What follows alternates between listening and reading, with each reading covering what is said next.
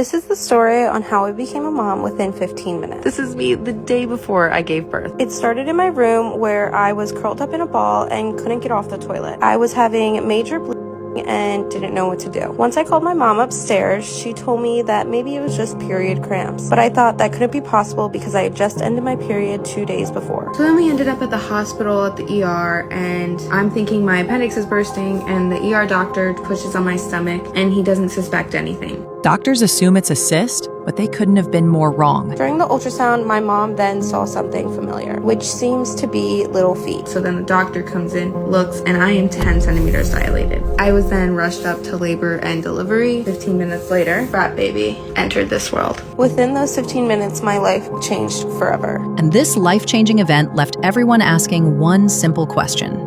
This is me right before I got pregnant, and this is me in the middle of my pregnancy. Unbelievable, I know. I lost 30 pounds and sized down 2 jean sizes, so I was the skinniest I've ever been. Let me tell you something else. I also had my period, and you could see where that would raise some questions for me. Well, it turns out it's a thing, and it's called a cryptic pregnancy. But how does someone reveal such a huge life change to their entire family? So here's how I announced it to the world, aka Instagram. When I got home from the hospital, I posted this to my story, and let me tell you, the amount of messages I got from this post was absurd. A day later, I then posted an official announcement on my Instagram feed. Everyone was still super confused because I really wasn't saying much. My sister was away at college, so she had no idea any of this was actually happening. And of course, it was like 5 a.m., so she was sleeping, she wasn't answering her phone. So she actually found out hours after I gave birth. I literally just texted her, "Hey, call me, you're not." She also didn't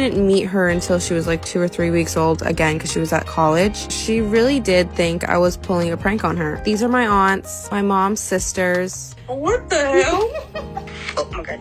What? Whose baby is that? Don't make me laugh. Why is she in pain? Why is there a baby? And of course my friends had to know right away. I literally told them over Snapchat. Just imagine waking up in the morning and opening this. But hey, it's an iconic announcement and they won't forget it. Viewers were desperate to know how she got through such a drastic event in her life. People always ask how I was prepared for a baby. The answer is I was not at all. I am so grateful to have supportive parents. They ran up the bill at Bye Bye Baby and Macy's. I came home to a fully prepped house. They even turned our extra room into Maddie's very own bedroom. Another question people always ask me is how I'm doing mentally. I am so grateful that I did not suffer postpartum depression. I was honestly fine. Obviously, I was in shock, but I do think things happen for a reason. Was I on birth control? No, I was not on birth control. I've never been on birth control. I'm currently not on birth control. Did you drink?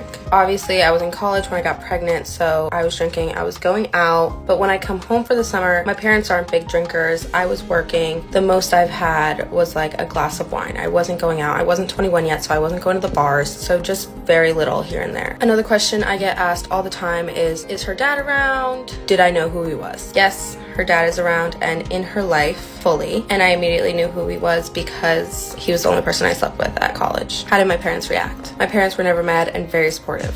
Although she has fallen in love with her new life as a mom, she does feel she missed out on the pregnancy experience that women typically go through. Here are some things I would do if I knew I was pregnant. I probably would have saved money, which I did not do at all. If it weren't for my parents, I don't know how I would afford anything. I was a little waitress at a restaurant making maybe $200 a night. Baby things are expensive. Next, I would have had a gender reveal. My next baby, I am not gonna wait until he or she is born to find out the gender. Next, I would pick a name out before. The stress of picking a name out when the baby's already here is just way too much for me. I think if I had known I was pregnant, her name would not be Madison. Madison was never like a top contender for me for names. And I think every girl has thought of what they're gonna name their baby when they're younger. I would definitely take maternity photos. I didn't have the cute little bump. She's already looking forward to having another baby soon. I wish I did have the cute little bump so I can wear like the tight little dresses with the bump and